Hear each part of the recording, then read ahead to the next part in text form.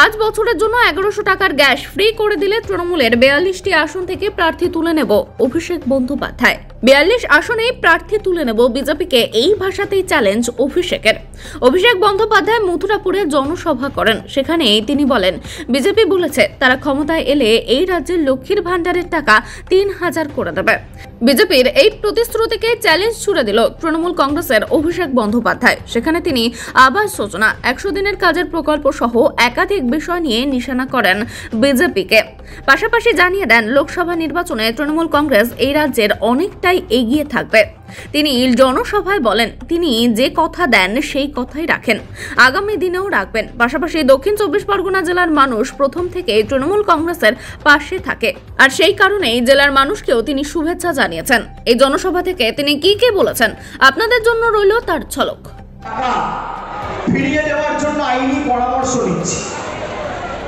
ED কত টাকা বাজেয়াপ্ত করেছে? প্রধানমন্ত্রী নিজে বলছেন 3000 কোটি। আমি বলছি এটা শুনুন ভালো করে, আপনাদের কাজে লাগবে, এটা শুনে রাখুন, এটা ভালো করে শুনুন। এই জুমলাগুলো গ্রামে গ্রামে গিয়ে গ্রামের লোকেদের বলবেন। বসিরহাটে বিজেপির যে প্রার্থী রেখা পাত্রকে, আর ওদিকে কৃষ্ণনগরের প্রার্থী এবং তামিলনাড়ু প্রফেসর টি.এন. সারাসু বলে একজন প্রার্থী আছে, বিজেপির প্রতীক চিহ্নে প্রতিদ্বন্দ্বিতা করছে।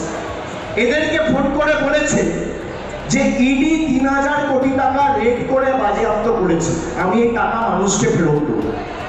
এবার আমি আপনাদের জিজ্ঞেস করতে চাই, 10 বছর ধরে সারদা তদন্ত হচ্ছে, কেউ টাকা ফেরত পেয়েছে? পেয়েছে? 3000 কোটি টাকা উনি বাংলায় ফোন করে বলছেন ফেরত দেবো, আবার তামিলনাড়ু কেরালার প্রার্থী টি.এন. সারাসুকে ফোন করে বলছেন ফেরত দেবো। তার মানে 3000 কোটি তিনি তামিলনাড়ুতেও ফেরত দেবেন, বাংলাতেও দেবেন, কেরালাতেও দেবেন, সারা ভারতবর্ষ জুড়ে তিনি 3000 কোটি টাকা ফেরত দেবেন। ভারতবর্ষের জনসংখ্যা কত? 140 কোটি। তার মানে 3000 কোটি টাকা যদি প্রধানমন্ত্রী ফেরত দেয়, এক একটা মানুষ কত টাকা পাবে জানেন? 21 টাকা। 21 টাকা দিয়ে আপনার 5 বছরের ভোট চাইছে, এদের ফাঁদে পা দেবে। কত বড় 2 নম্বরই আপনারা ভাবুন। 1 মাস আগে আপনি 100 দিনের টাকা পেয়েছেন, কে দিয়েছে? মমতা ব্যানার্জি রাজ্যের সরকার দিয়েছে। 59 লক্ষ শ্রমিকের প্রাপ্য টাকা 2 বছর ধরে গায়ের জোরে আটকে রেখেছে আমাদের সরকার। গত পঞ্চায়েত নির্বাচন কেন্দ্রীয় বাহিনী দিয়ে ভোট হয়েছে, সর্বত্র তৃণমূল জিতেছে, জবাবদিহি হয়েছে। এবারও কেন্দ্রীয় বাহিনী দিয়ে ভোট হবে, মানুষ জবাব দেবে। তাদের সাথে সব আছে, বিজেপির সাথে সব আছে, খালি মানুষ নেই। আর তৃণমূলের সাথে কিচ্ছু নেই, খালি মানুষ আছে। সেই জন্য তৃণমূলকে হারানোর ক্ষমতা তোমাদের নেই।